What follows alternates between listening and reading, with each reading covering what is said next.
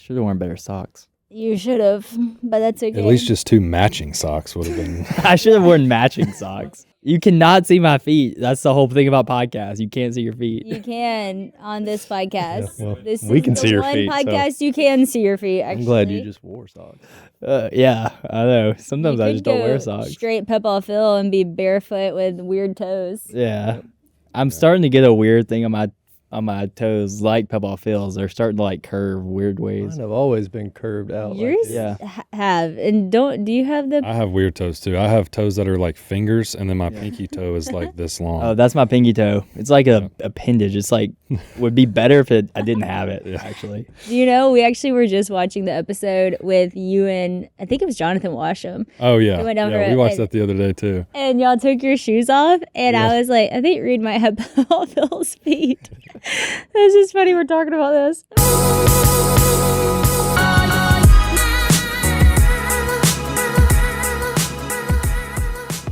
All right, what's up? Well, that's good, fam. Y'all, today is going to be such a special episode. I'm genuinely so excited for the conversation we're about to have because this is like childhood in action right here. We have my cousins, Cole and Reed, and my bro, John Luke, on the podcast. Reed and Cole are Jason and Missy's sons, and we literally grew up together. And like, you know, cousins grow up together, but we grew up like together. I feel like all of our childhood memories are so intertwined and so many fun stories. And a lot of them were actually with Papaw Phil and Mamaw Kay down at their land. And so we wanted to do an episode honoring Papaw Phil and his legacy and his life and just for the grandpa that he was. We're going to share all the good, amazing things about the man he was and some of the really funny things about Papaw Phil being your grandpa. So I can't wait to dive in. But to start, just in the nature of, well, that's good, I always ask, what's the best piece of advice you've ever been given? I thought it'd be sweet if we all gave the best piece of advice either Papaw Phil gave you directly or that you just kind of learned from his life. So, John Luke, you want to kick us off? Oh wow, a lot of pressure. Yeah, I mean, there's so many things. Like, I could go into talk about advice about things he's shared about like life and the gospel and loving your family and those kind of like spiritual things. But the advice that he gave me that I think about most often is whenever I was working for him one summer. So I was like 14, and we were building duck blinds and like working out there. And I'd be working on something, and I'm like, I'm kind of a perfectionist, so I would be like, trying to make sure the board's straight, trying to make sure the screw's right, trying to like doing all the stuff. And he would always say, hey, good enough for a duck blind, let's move on. And I think about that a lot in the sense of like, sometimes you're working on something and you got to like keep the most important thing. Yeah. Like, it's just a duck blind. Like, don't spend all your time working on something that is not gonna matter in the end. Keep the big picture and just keep moving on. That's good. I like that. You know what's funny? That I just thought about this because I haven't asked you a best piece of advice in a long time. When you were first on the podcast, you remember when you said, if you have to eat a frog, eat it first thing in the morning? Yeah. I think about that all the time, actually. So sometimes those little one-liners like, hey, it's just a duck blind, like, keep going, actually stick with you the most, you know? I love that. All right, Cole, you got some good advice from Papaw Phil? Yeah, I think so.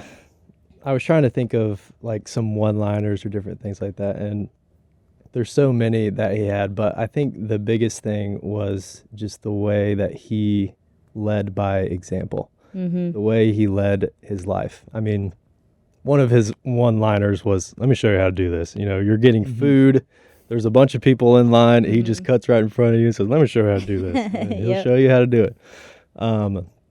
But I think to his larger life, and just for me, it's been so convicting when I look at my own life. I look at the life that he led and the amazing man that he was. And then I look at my own life, I'm like, oh my goodness, like I am so short of the man that he was. But it's such a large burden that legacy can be that we carry on, but what an amazing legacy that it is. I think that we have the opportunity to walk in his footsteps. So That's good. I think a lot of times he did not lead with his words. He led by just getting up and showing you how to do it. Yep. Mm-hmm. It's great. That's so true, actually.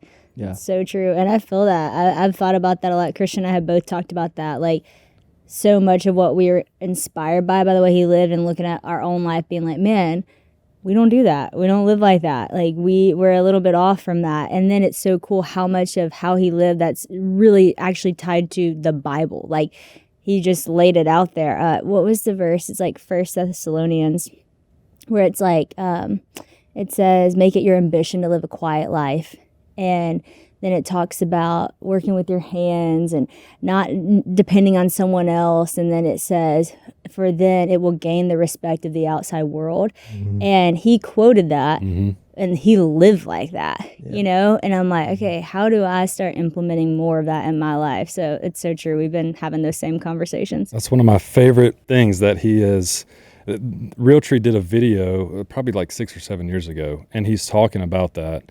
He's quoting that verse, and just the way he says it, he says, make it your ambition. And he says, make it your ambition like 3 or 4 times in a row. And to live a quiet life, he leans in, he goes, mind your own business, and to work with your hands so that you may not be dependent on anyone. And there's not a human being on this planet, I think, that lived that more than him. And when we talk about advice, it's not so much of, hey, he sat you down and he said this, you know, he lived that way. Yep. And he was a man of few words when it was just you and him most of the time. And so, but you did get these one-liners from him, and then it was backed up by his actions. And so even stuff where I'll watch him on a video from, you know, before I was born, or like the video that Realtree did, where it's showing a day in the life of his work day, essentially, and then he's preaching the gospel at the end of it. That backs up, watching him and taking that in. It backs up those little one-liners that he said. Yep. And on a more humorous note, I guess, I just started dating Brighton, and we've been dating a couple years, and we were in high school, you know, and it was me and him, and we were riding back from a duck hunt, and he said, Reed, you having sex? And I said, no, sir. And he said, all right, well, you keep that thing in your pocket. You'll be all right. You know? But it's like, hey, that's short, quick, to the point, makes a lot of sense, and I'll never forget it. You know? It's so real. So, I mean, he did have those. He had some one-liners. He had a lot of one-liners. Some may live on, and some we hope do not resurface on the internet. He was very straight to the point, and it's so funny. I think about one time. This was so funny. It was like in the midst of the Dancing with the Stars era. Me and Derek came back for your Mary Kate's engagement, and Mamaw Kay and Papaw Phil were gonna cook him dinner, which that is like the thing, and that is something I just love to do. Whenever there's been so many different emotions this week, and some laughing, some crying, and I think a lot of the tears come from like, oh, I'm gonna just miss that, like that we would always bring our guests down to his house because that was the place to have dinner. It's like, where's the best place to have dinner in town? Mamaw Kay and Papaw Phil's house. So we brought Derek down there, and they were like, you should go show Papaw Phil the dance y'all been working on. I was like, okay. And he was intimidating, okay? He was not like the grandpa. Okay, he kind of changed with the younger generation. He did. Like, they all sat in his lap. We would never. No. I would never even consider that as an option. And so I was like, okay. So I walk over to him. I'm like, hey, Papaw Phil, do you want to see me and Derek's dance we've been working on this week? He said, nope. I said, okay. And he wasn't kidding. And I was like, okay. And then he goes, I saw it on the TV. And I was like, oh, you did? So he was like, actually watching. He said, yes, it was strangely cute. I was like, that was a compliment. So he did have this funny way of saying stuff. And he's very honest. He did not care to see our practice run. And that was totally fine. Yep. But the thing that for me, like y'all have said, he wasn't necessarily a man of a lot of words. Like, he wasn't sitting you down and just always saying, hey, here's all the advice. But he lived it so loud and so largely. And one of the things I've been thinking on is in that verse is how it says you will gain the respect of the outside world. And it's such a contrast of living a quiet life, because if you think you're going to live a quiet life, you think the outside world isn't going to know about you or what you're doing. And yet this is a man who had no phone, had no computer, lived literally in the middle of nowhere. When we drive people down there, they're like, are you sure you're going the right way? Like, it's so out there. And yet to see this week just the outpouring of love and impact that that man made on people's lives with the gospel, like literally millions of people. It's just amazing. He's like such a public figure who lives such a private life. You don't see that much, you know? And when I was talking to him, one of our last good conversations we had was back in December at their house. And I was telling him about Passion Conference coming up and what I'm preaching on, and he was just loving like the conversation. But I noticed all of his references to ministry that he brought up was never on a stage. It was always someone at his house, someone down at the river he was baptizing, someone who sat on that couch by his chair. And I was like, man, that is like the truest form of ministry. It was always in his home, you know? And yes, he had public ministry. Yes, he did all that too. But the majority of the stories that were significant to him were the one-on-one conversations he had in his home. Okay, big news. AG1 just leveled all the way up with their brand new next gen formula. It's still the same easy 1 scoop a day I've always loved for years, but now it's packed with even more upgraded vitamins, minerals, and probiotics. And it's clinically backed too. They seriously went above and beyond to raise the bar, and you can totally feel the difference. AG1 has been a total game changer in the Huff house. I'm all about just simple routines that actually work, and AG1 makes it so easy to support immune health, keep your gut happy, and fill those nutrient gaps. So if you've been thinking about it, there is no better time to jump in than right now. This new next-gen formula is where it's at, and it's backed by years of development and 4 clinical trials to help you feel your absolute best. We've always loved AG1, really because it is so simple, but it has so many good things for you. So you can just do this 1 scoop a day, and you are going to be feeling so much better energy, better focus, all the things. And we certainly noticed that really soon after taking it. I claim to have noticed a difference day 1, okay? But now it's clinically backed with an advanced formula. This is a perfect time to try AG1 if you haven't yet. Like I said, we've been drinking it for 3 years. I'm super happy to be partnering with them still. So go subscribe today to try the next gen of AG1. If you use my link, you'll also get a free bottle of AG, D3, K2, and AG1 welcome kit, and 5 of the upgraded AG1 travel packs with your first order. So make sure to check out drinkag1.com/woe to get started with AG1's next gen and notice the benefits for yourself. That's drinkag1.com/woe. That has been interesting seeing the response from people. And I mean, basically every news outlet has posted an article or done, a bit on it at night, and seeing it all over social media and everything. First off, just interesting to think about, if he was still alive, he would not know any of that. He would not know. Like he didn't even really have a concept of social media or what it is. And the total outpouring of response, he wouldn't have even seen it or even really cared about it, like if you told him, he'd be like, okay, yeah. What's up? Even the political stuff, he never cared until later in life. He started to really care. But before, I would say before the show, remember when they had the big box TV, with the big speakers on the bottom, like really old school.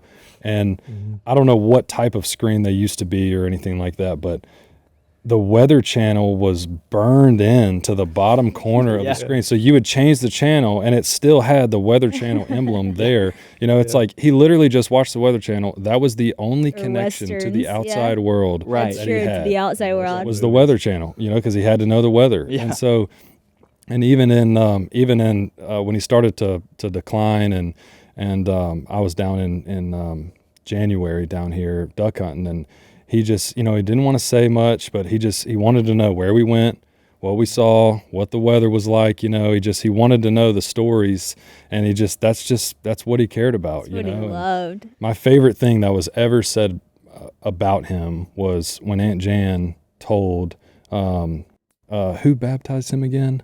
Bill Smith. Bill Smith. Bill Smith.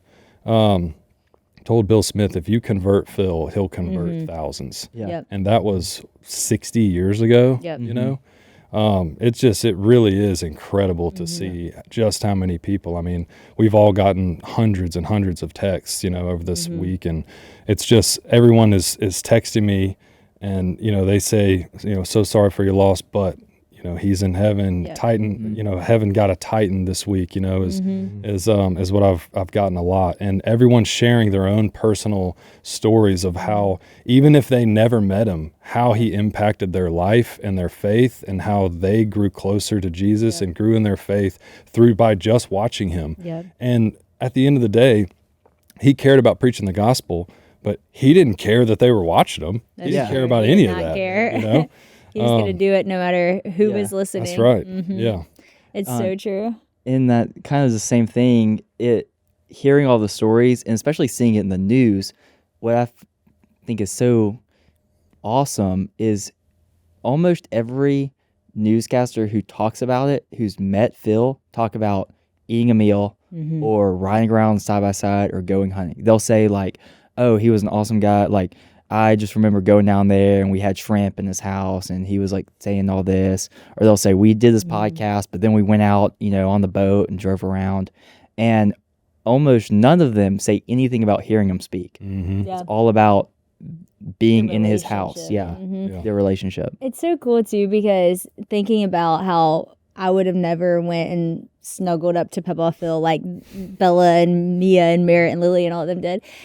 Jace was in there the other day when we were kind of all up there visiting with Mamaw Kay and sitting with Papaw Phil. And I was sitting there and I was just holding his hand for a long time. And your dad is so funny. He said, "Man, I would have never thought I would see some of you grandkids holding Papaw Phil's hand." He Yeah. said, "Quality time must be overrated because he didn't spend much time with y'all and you're still holding his hand." Yeah. And I was like, you know what's so funny is like, in some sense it is funny because we didn't have that relationship always where I would have held his hand or went and gave him a big hug. But I never questioned his love for me. I never questioned his love for our family. I never questioned and I think that was it. He was so respectable because you knew his priorities. He loved God. He loved Mamaw Kay, loves our family, loves to duck hunt. And like, that's what he did. Yep. And you didn't take offense. Like, you didn't feel like he wasn't there for you. You didn't feel like he wasn't loving to you, even though that wasn't the way he expressed his love. And so it didn't feel weird to hold his hand and sit with him and talk to him there at the end, even though that was something I had never done before, because my love for him and respect for him was so great. And I think that's what's cool when you think about other people who have felt so touched by him, who are like, I don't have that relationship with him, but man, I've been so impacted. Man, I have so much respect. And in some ways I feel like that. Like I was telling y'all, before this, I mentioned to Dad and Mom, I was like, "Oh, just like my biggest regret is I never went duck hunting with him." And Dad said, "He didn't want you to." And I was like, it's true. Not that he didn't love me, but that was his thing. Yeah. He wasn't just inviting anyone. So I do want to hear from y'all. What was hunting like with Papaw Phil? Okay, let me start because this is going to be the shortest. So I only went hunting with him twice, okay? And both times, the first time I went, this is what he said.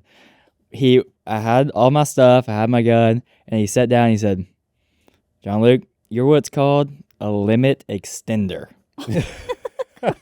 So you sit there, you're going to add to our limit, and you just watch and observe. Yeah. And then the second time, same thing. We got in the boat. He said, "You just stay down there on the end there," and just Yeah.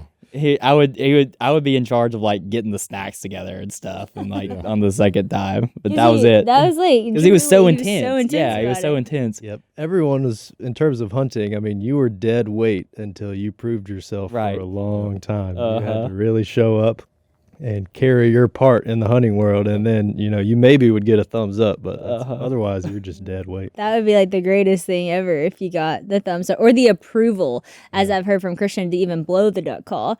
Because like Christian's out there trying to hunt with all them and hunt with your dad, and he's like taking on the serious approach of like, don't blow that duck call like until you get better. And Christian's been actually like even trying. if you can. No, there's what a lot of people don't realize, and this is duck hunting in general. There is a hierarchy inside of the hunting group. So you've got, usually the landowner is the leader, so then you've got the next best hunter, and they sit on the corners, and everyone else is in the middle, and you say, put your hands out like this. You don't shoot anywhere. Don't be waving your gun around, So once you get through all that, you're like, okay. Well, then you've got just sweat equity grunt guys, and they're picking up the decoys, and they're loading up all the gear and stuff like that.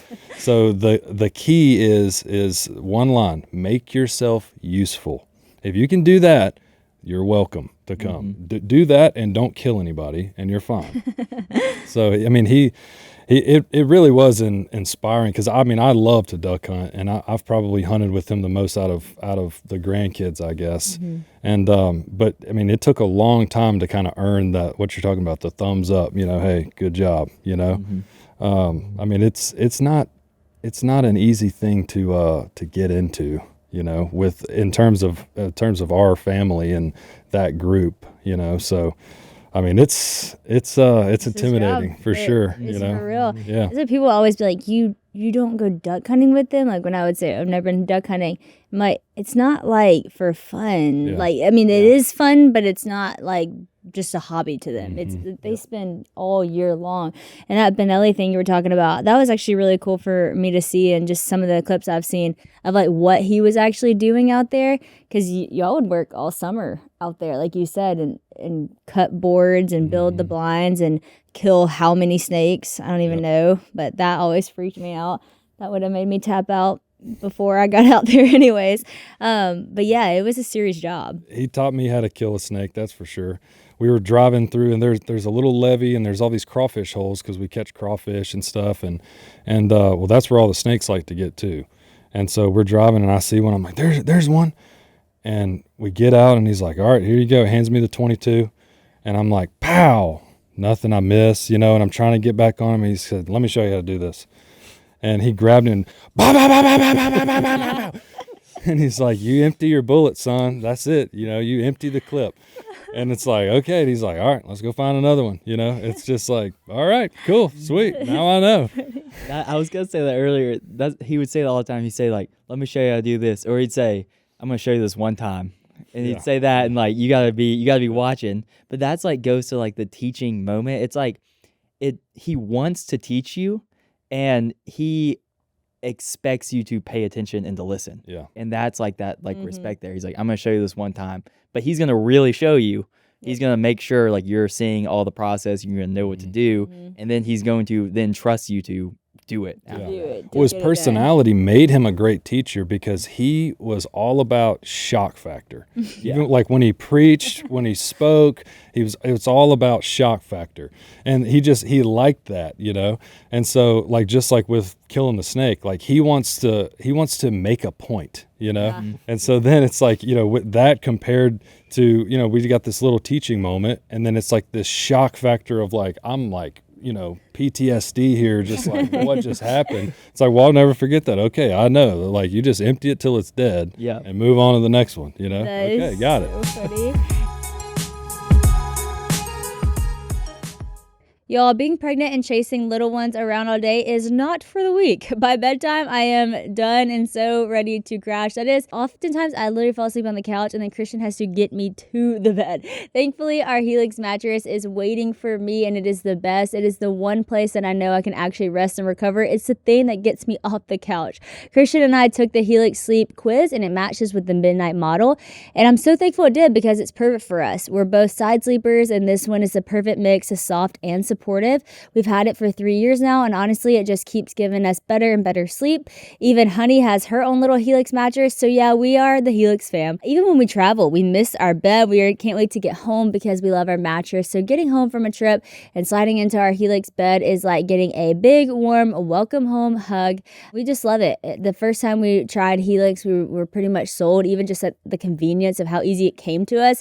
I mean, for a mattress to come to you in a box and it actually is tailored for you is pretty legit. And then for it to sleep as good as it does, seriously, y'all are gonna love it. For a limited time, go to helixsleep.com/Sadie for 20% off site-wide. Again, that's helixsleep.com/Sadie for 20% off site-wide. helixsleep.com/Sadie. He was quite the shock factor guy for sure. And it's actually funny we talk about how good of a teacher he was because he was a teacher. That's how he started. And you can't hardly imagine sitting in Papaw Phil's English class. But, you can imagine learning how to kill a snake. And that's what he not later in life, but early on decided this is the thing I'm going to go with and I'm going to be really good at it. And again, even just how good he was at what he did and how much dedication he put in made you respect him so much and want to learn. So speaking of shock factor, there are some things so shocking we will not repeat.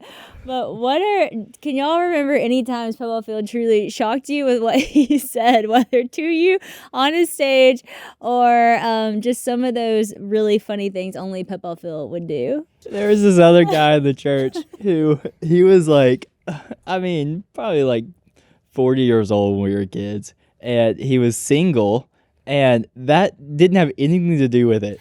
Oh yeah, I do remember this one too. But anytime this guy would come up and Phil would pray for him or say anything about him, he'd be like, we'll call him Jim. Old Jim, he's a eunuch. He's a eunuch. We're like, he's not a eunuch, he's just single. There's Oh, nothing about being If single. you got too old and you weren't married yet, you were just immediately eunuch. You were the Yeah. eunuch. Well, look, the guy that has worked with him for a long time, his name is Dan. Everyone knows him. Dan has always been single, and he has called him the eunuch. Basically, since the time he met him, he had absolutely no filter. That's for sure. Unfiltered. That's for sure. Him and Jay walked in, and Mamaw Kay had this group that they would all come over and they would have a Bible study and they would make muffins. And he walks in, and him and Jay walk in together, and they walk past the table of ladies, and he looks down at a lady, awesome lady, looks over at Jay, and he's right here. And he goes, Jay, Miss Kay's running with some ladies that are heavy. And the whole room got silent. He said, and by heavy, I mean heavy. And it's like, you can't blame him, lady was a little overweight, it's some people just say it like it most is. people, 99.999% of people never say a word, but he just said, hey, it's good for her that she knows, Hey, one thing about Mamaw Kay and Papaw Phil is like they laugh so much at themselves that like other people laugh too when they make fun. Like there was no people online get so caught up in all this stuff and people get mad about it, but people thought it was funny. Like part of it was he was so unapologetically himself. Yep. You knew he loved you. Actually, yesterday, another guy who came in town from LA, he's an artist and he looks like an artist. And he said when Papaw Phil met him, he goes, "You an artist?" And like it's the first thing Papaw Phil said, and he's like, yes. And he's like, just went on. And he was like, at first I was like, is this offensive? He's like, no, I think he like sees that in me. And it's just funny because I don't know how he did it. It's kind of like dad does that too. I think they love you. They laugh at themselves so much that people just laughed with them. Yeah, because he could take it too. And that was the thing. Like not a lot of people gave it to him, but he could take it. But he would look you in the eye and he would just say who you are and you're like, yeah, that's it. Like he looks at someone and says, "Oh, heavy," or he'd call me he'd be like, "Oh, string bean." He'd like say things like that, but it's like there's no judgment, there's no like, it's just he's looking at you and he's like, "Yep, that's who you are.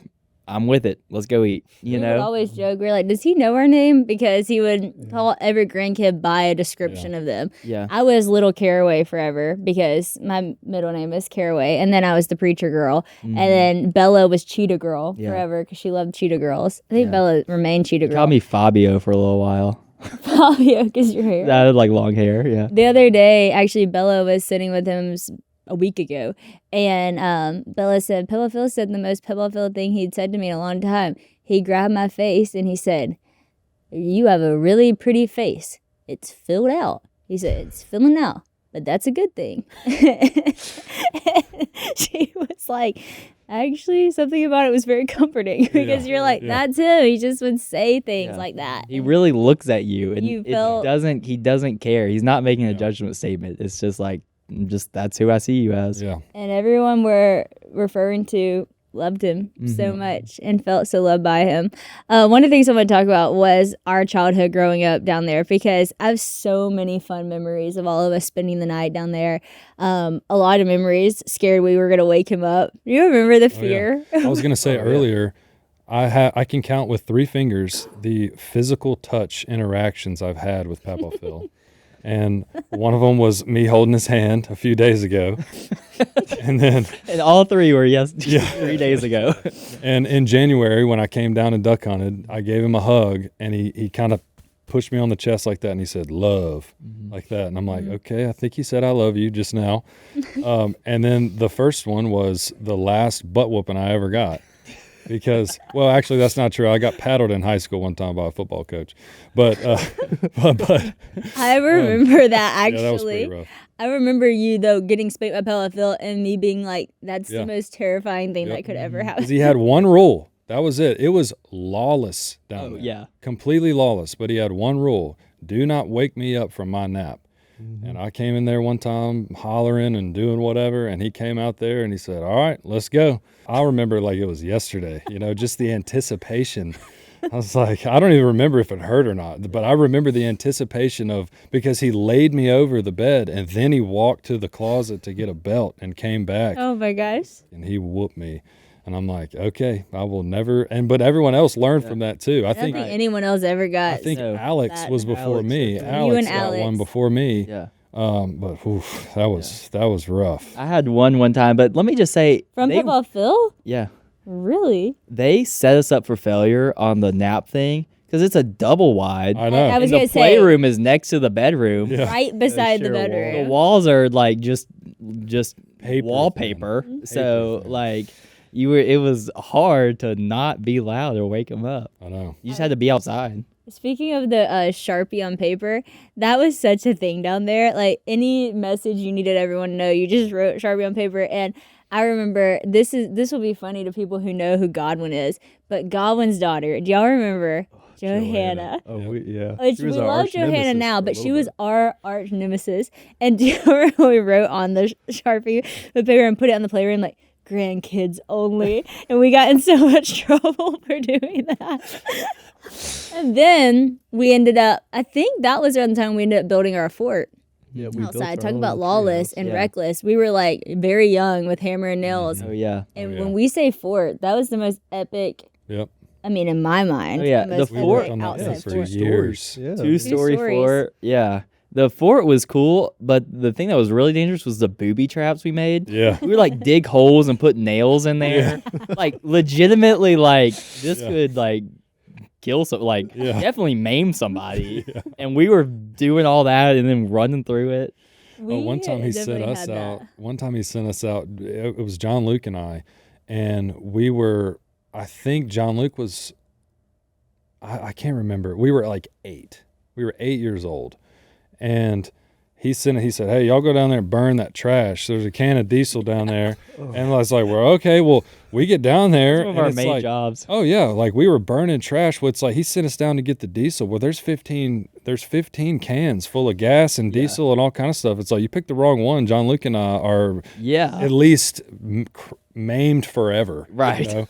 And it's like we were just like, well, let's see, And I remember we tested it. We were smart. Yeah. We tested a little bit, and then, one of them, it's like, okay, that may not be good. He said it wasn't going to blow up if we used diesel. It's like we're trying to figure it out. It's like we're 8 years old. Yeah. And that was the time too that Lyle Sinke came down there, and he was there, and he said, "Oh yeah, y'all use diesel. Good job." He said, "Y'all want to see some really cool stuff?" And we're like, "Okay." So we go down to the river house where Lyle was living at the time, and he had this giant brush pile. Well, he dumped gas all over the whole thing and then drew a line all the way back to his front door and lit a match, and it was a giant mushroom cloud of just black smoke blowing up everywhere.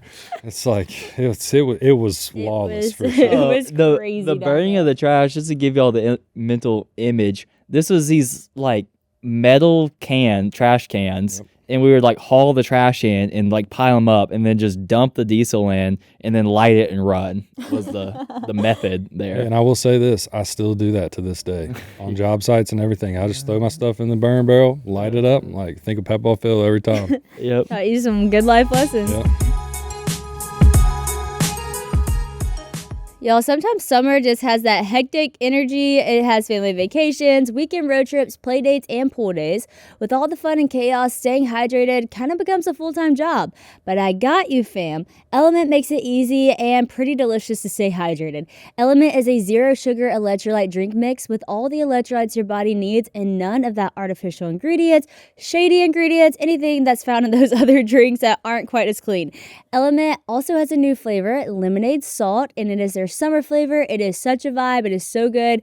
I keep Element sticks in my bag, mix it wherever I am, and I'm hydrated, ready for the next adventure.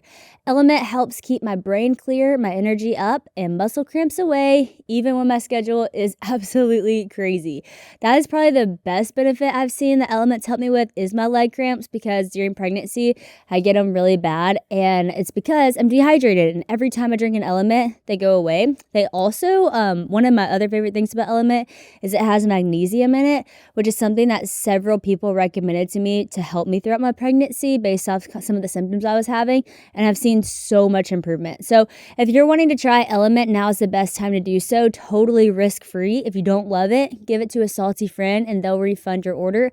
No questions asked. Lemonade salt is available for a limited time only, so make sure you get yours while supplies last. Get your free Element sample pack with any purchase at drinkelement.com/whoa. Again, that's drinkelement, DRINKLMNT.com/whoa. One other thing that I think about was how we actually, because Duck Commander was down there at the time in that warehouse, and sometimes they put us to work. Like, I remember answering like phone calls and writing on paper plates, and y'all would make duck calls even sometimes, and we sometimes would get a little distracted. And I have this like vivid memory of us singing songs we should not have been singing at such a young age, playing hide and go seek, and we'd climb up on all those things and get into the boxes playing a seat, and we were singing my London the London Bridge, and then we were singing Big Girls Don't Cry. It was like this track at the time that we thought we were so cool.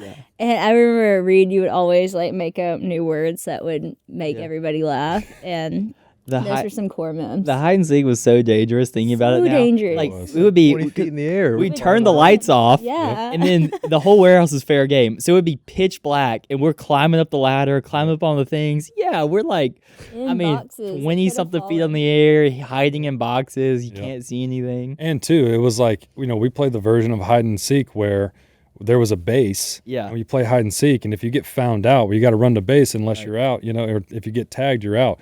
And I remember like these just panicked, like jumping and running through boxes, and it's just pitch black, and it's like, these were racks. I mean, it was a big metal building, and it was racks that were probably 20 feet tall that they would store all the products on, and we would climb up to the very top and get in boxes. And so we're like climbing up. You're trying to climb down. Like, oh, he's getting close, and we're jumping off from one rack to the other, and like it's The just, only light is like from like underneath the doors and like the big like garage door. Like the light, there's just a stream of light on the ground. Yep.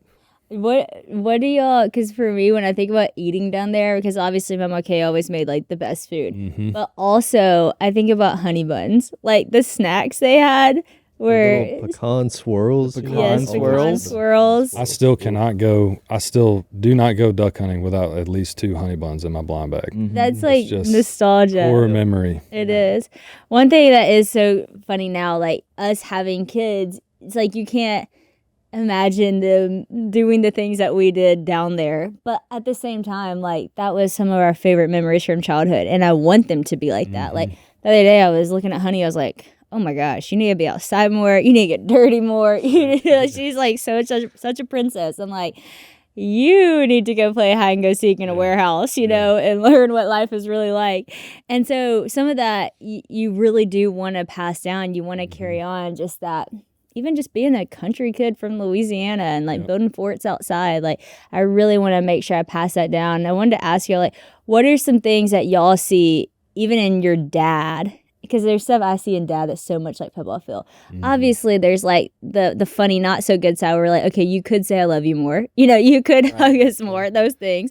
But like, there's also so many things. Like recently for me, my dad started making like Mamaw jelly, and that has been like the coolest, greatest thing. Like carrying on that legacy.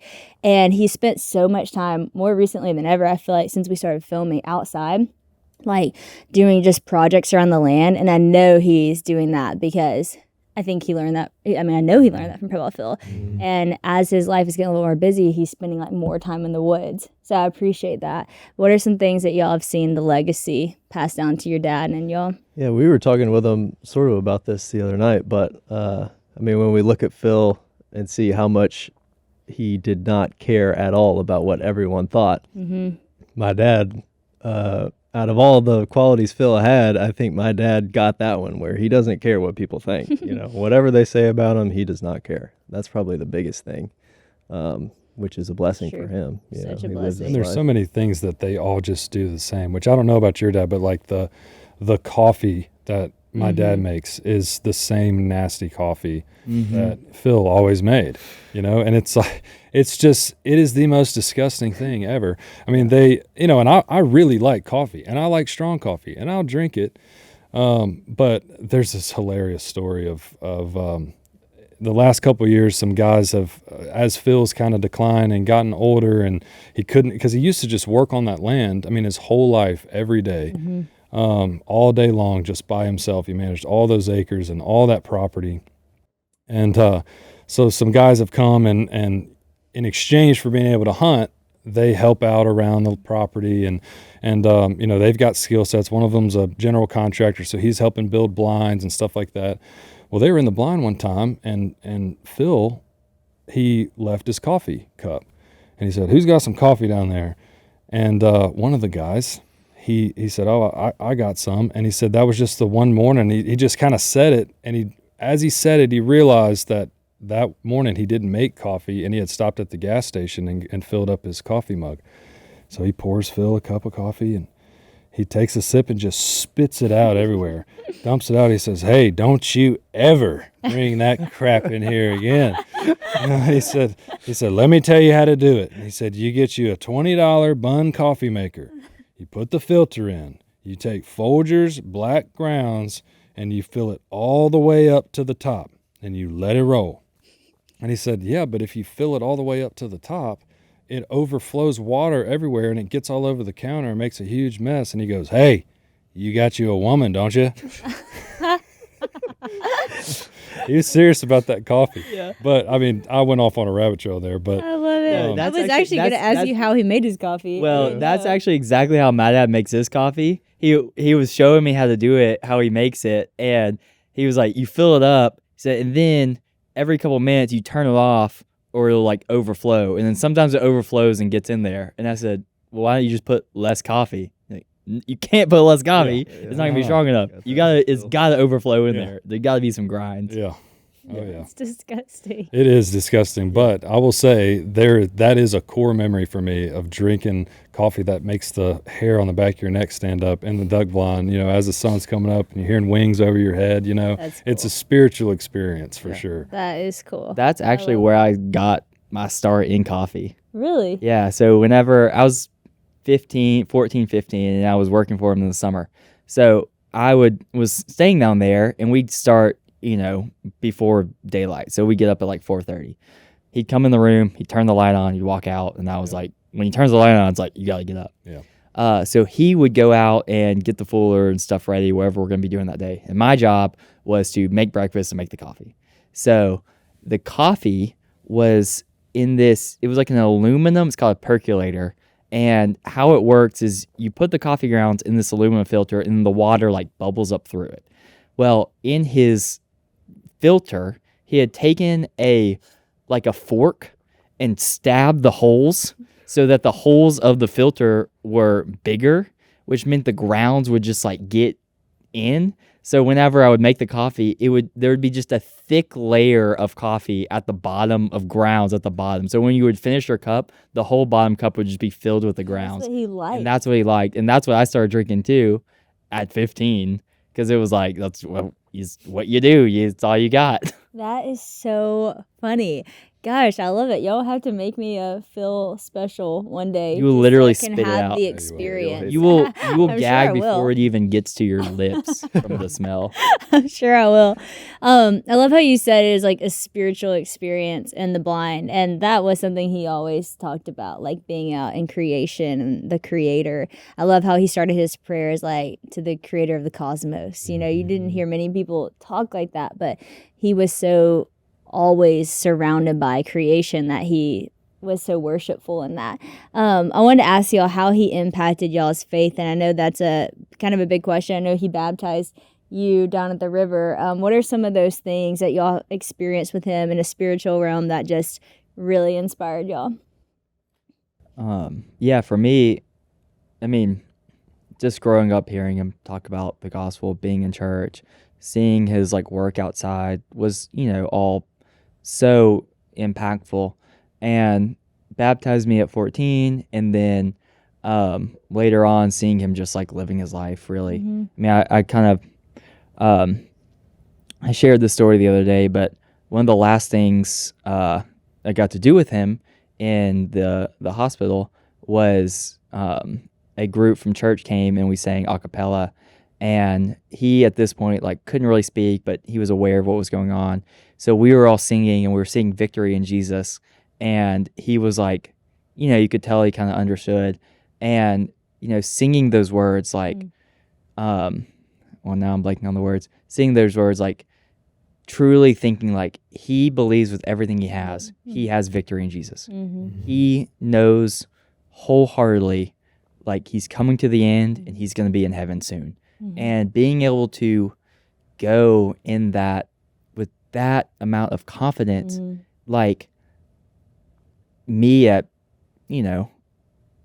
29 years old, been a Christian my whole life, in that moment I was like, man, this is like real. Yeah. Like I get it. I see the faith. I see what faith can do. I see how God has worked in his life, and I see his faith in that, even like in the end where things like we would, from our perspective, things are going wrong. Yep. He's like, no, this is all part of the plan. It's great. It's good. Yeah, kind of bridging the gap with what he passed down to our dads that has gotten into us. Just his how ferocious he was with preaching the gospel. And I mean, he was trying to baptize everybody. He never had a conversation with anyone that he wasn't trying to work the gospel in, or just straight up telling it to them, and I mean, we watched our parents our whole lives. I mean, they had people sitting in our living room growing up on the couch, preaching them the gospel and going and finding some water and baptizing them. And I mean, our whole lives, like 3 nights a week forever. And they would come in, they would sit down. My dad would preach them the gospel. And he'd say, you need to go back and you need to read the book of John, and then you can come back and we'll have a Bible study. But you got to start there. And so I was probably, 12, I was 12 or 13. And I said, Dad, I want to be baptized. And it was a carbon copy of what I've seen him do. I've said this like so many times. I mean, I say this every time I speak, but it was just a carbon copy of what I'd seen him do hundreds of times before. Go back, read the book of John, and come back and talk to me, and it made me realize that now, as I've gotten older and I live in Nashville and I have my own family and I'm involved in my own church and we lead a Bible study and I've got people coming in my house now. It's just, I can hold on to that there is absolutely nothing that can waver me from what I'm doing is right. The thought of, okay, I've seen this done for literally generations. I know how to do this, and I just think that's so valuable, because that's something that, you can't just have a conversation with someone and teach them how to go preach the gospel. I mean, they can say the right words, but it's so much more than that. And it has inspired me so much to just be bold in my faith. And it's inspired me too in my study too, because I'm like, hey, I need to always be prepared to give an answer, and so I'm studying more and I'm preparing, and my faith is growing like that. And it's just, it really is amazing to think about, just an example It's you great. know? Mm-hmm. It's so true. And it was always done in love. Yep. You know, like I think a lot of times we think of someone going out, trying to convert as many people to Jesus as possible. There are a lot of different strategies people take, and a lot of people will drive fear.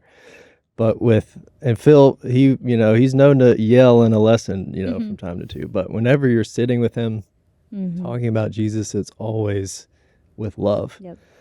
It makes me think of Jesus's words when he says, "And by this, you'll know that you're my disciples Yep. if you love one another." And we knew that Phil was Jesus's disciple because of the way that he loved everyone. Didn't matter who you were. I mean, the amount of famous people that came down to his house, and he treated them the same as, the homeless people that showed up too, just to hear from him. It was always done with love. And that's something, that has definitely impacted me. And another thing is what you said, John, like just about how confident he is. Like I think of the verse in 1 John 2 where he says, "I write these things to you so that you may know you have eternal life." Now look at the way Phil lived his life. I mean, there was not a doubt in his mind where he was going, and that he had eternal life and where he stood before, God Almighty. And, in my own life, I've struggled a lot with doubt and uncertainty in my own faith and lots of different things. I've got a degree in philosophy, so lots of questions I've wrestled with a lot of questions, I guess. So when I look at Phil and see throughout his entire life, from the time he was converted to the time he went to be in heaven, he never wavered and always had such a strong confidence in his faith and who he was before God. It's great. It's so beautiful. It's so real. Like, y'all, I think one of the things, Cole, that I love you mentioned is that it was always done in love, because I think sometimes people's perspective of Papaw Phil from the outside who haven't leaned in and learned more about his life or really listened to his sermons is that he's harsh or he's judgmental, and that really was not who he is in the heart of what he did. Like, he always said, love God and love your neighbor, and he really did that. It did not matter who showed up at his house. He was going to treat them the same.